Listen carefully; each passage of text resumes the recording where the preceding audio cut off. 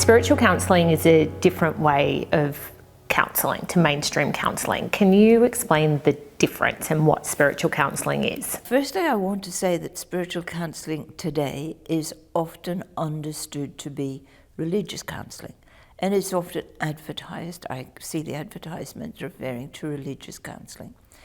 It's of course got nothing to do with religion with us in Sphinx. It is spiritual counselling from spirit.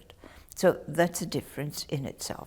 And when we advertise spiritual counselling, we will often say, alongside that, non-religious. Counselling is generally and historically, it's a process of helping a person to cope with a problem in the here and now.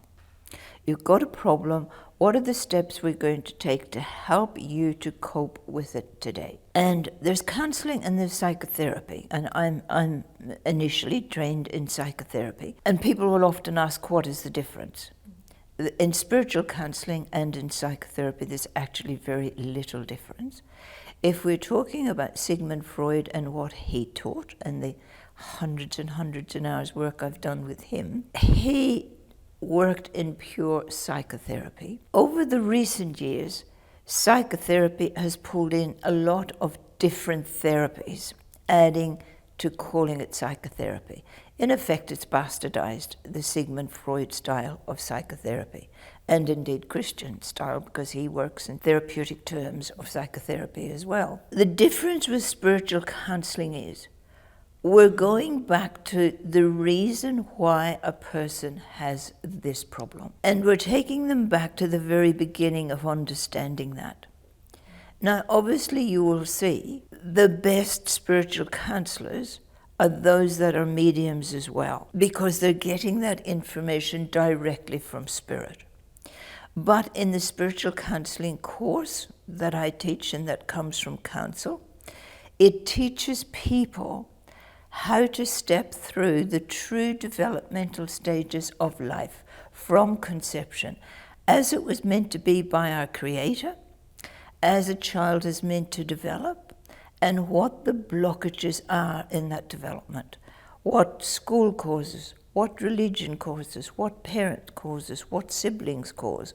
All of those arrests that we refer to as arrests that a person has that causes certain behaviors later on in life, sometimes for the entirety of their life, because of a pain, because of a hurt, because of an emotional upset they've had way back here at 4 or 5 years of age. Conventional counseling really doesn't do that. And if a really good psychotherapist does do that, that information is coming from man's mind. It's coming from the textbook of man. Ours is coming directly from spirit. So you come along to me or one of our counselors with a problem. We are going to take you back to where the problem started, allow you and teach you why you're carrying it forward, hopefully show you, if you're willing, that it's a behavior that's not aiding you in your growth or development or in relationships any longer, and so it needs to change. And then we support you, help you, offer you different avenues to show you how you can change this. And this, of course, will always start with honesty. Honesty and accountability is right up there as number one. And spiritual counseling doesn't go on for years and years and years. I often get clients who will come to me and they will say to me, I've been with a psychologist for 6 years, and they have all the terminology, and they will say to me, I know what's wrong with me. I've been told what's wrong with me, but I don't know how to fix it. I don't know how to change it. And so they're arrested there. So that kind of therapy could go on for 10 years, and it's still not getting to the root of why or how the person needs to change that behavior that they've got, understand where it come from, and understand that at 40, you don't have to behave like you did at 6. That's really not a good idea any longer. So it's an intense therapy, but it's a much shorter therapy than conventional therapy because it gets to the crux of the matter very quickly. And it doesn't suit all people. You know, it's not well understood that not everyone comes for counselling because they actually want help. Some people come from counselling, as you know, because a parent has asked them to, a siblings asked them to, a partner's asked them to. So they're coming along to appease someone, they're not coming along to change. But those are people we don't keep. Those are people we identify very quickly and we tell them. You're not really wanting to be committed to this, so that there isn't a purpose in us working together. And sometimes people come along because they want you to confirm to them that their life is very difficult, their life is very hard, and they're justified in doing what they're doing. So when I or another spiritual counsellor says, no, you're being dishonest, you're not being accountable, you're not taking responsibility, this is why you've got these problems, they're probably going to leave and not come back to see you again. And that's a good sign. That's a very good sign, because there's a lot of people out there in the world who need genuine help and who want genuine help. And it's our job to be helping those people. It's not our job to be helping people who really don't want that help. There are hundreds of other therapists out there. There's hundreds of psychologists out there. They get funded on the national health system. That's the place for those people to want to sit. It's not with us as spiritual counsellors. And you're now teaching spiritual counselling online, so it can go further than Victoria. Who would make a good spiritual counsellor? I look for a person who's, I will call it midlife, with some maturity. I like to see people probably mid-30s, 40s forward, because they've got some maturity, they've got some reality in life. By that time, they've often had the experience of having a family, the difficulties of all of that. And so they have a better understanding of people, of the difficulties of human beings and what human beings cause for themselves. So that age is important to me. I'm looking for someone who firstly has a belief in spirit, who firstly can accept that this information, this teaching comes from spirit. And even though they might not have had an experience in that, they have had an evolution where their spirit is saying to them, that conventional counselling that I researched yesterday doesn't sit right with me. This one that I've read today about spiritual counselling, there's something about this I want to explore. That's evolution speaking to them. So we're looking for that too. And I'm saying to them, can you accept that this information comes from spirit? Can you accept this into your life and into your work? If they can't, they're going to struggle. They're probably not going to be an appropriate person. And I'm looking for a person who really wants to assist people. You know, it would knock you out if you said to me, I don't like people very much, I prefer dogs. You know? You're really probably not going to be a very good therapist. And you're wanting someone who's actually tough. You're wanting someone who's tough. You're wanting someone, and when I say tough, I mean someone who's sufficiently honest to say to a person, you're creating your own problems. You're a dishonest person. And here's where you've shown me your dishonesty. And this dishonesty is causing you this in your life. This is what has to change. Not everybody can do this.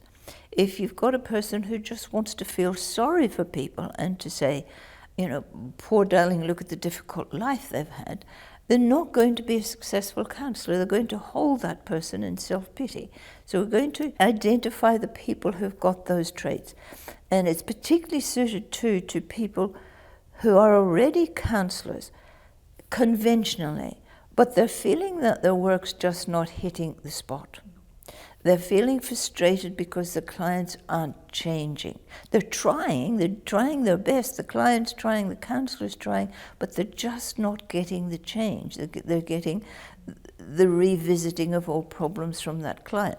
So it takes them to a completely different level of understanding of human development, gives them vastly different skills, takes them to another place where they start being able to achieve the therapeutic means that's correct for the client, therefore getting the results and the change with the client, and therefore getting self-fulfillment and seeing I've done this and I feel good about this, being able to help this person. And finally, do you find it a rewarding profession? I do. I keep saying, I always have to remind people, my great love is homeopathy. My great love is, and of course is my guide, Christian Henneman.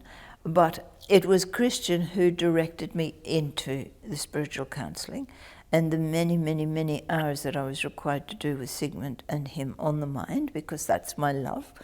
And of course that's homeopathy of the mind as well. So it's what I want to do. It's my love. It's what I'm cut out to do. It's what I brought forward to do.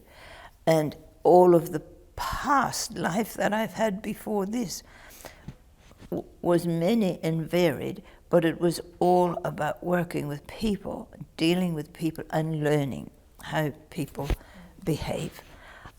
And so yes, I do. I get frustrated, absolutely. I get frustrated with people at times. You know, people at times can make diabolical errors and diabolical decisions.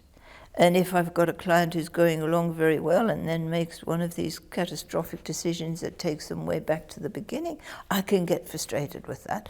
But I am a human being and I don't beat myself up over that. I will tell them I feel frustrated, I feel sad and upset you did that. But then you work to move on. It's not an easy job, it's a difficult job. Working with people and counselling day to day is an exhausting job. And as you get older, and I'm feeling that now, as I get older, I'm more exhausted from it, because the mind power, you use it all of the time. Every minute you're with a client, you are really saying, what is really making this person tick? And how do I give them the words, the therapy, the concept that will cause them to want to change, what really lands in their spirit and they feel it. And they walk out that door and they say to themselves, I have to do this. Someone who wants to work with people and create change, it's a great profession. Absolutely, and worth. It's a great profession and a worthwhile one. We would say there are healers and there are practitioners. And they're two different people. Practitioner often goes along to work, counsellor, whatever they are in that field, and they do a job. They sit there for an hour and they have a conversation with a client, and the client says, thank you very much, and then they recommend a book to read and you leave. And you come back again. You could keep this going for maybe the next 2 years. That's a practitioner. And how do you describe a healer? A healer is a person who's going to make that person move, who's going to make a change in that person's life, and is going to cause that person to want to make a change in their own life, to see that their life's not working for them. For more spiritual knowledge, remember to subscribe. If any of the information Ian and Pearl spoke about piqued your interest, make sure you like and comment on this video below. There's so much knowledge and advice being delivered from Spirit to you via this channel. Healing your physical and emotional pains will guide you towards a more loving and meaningful life. This is the Spiritual Renaissance.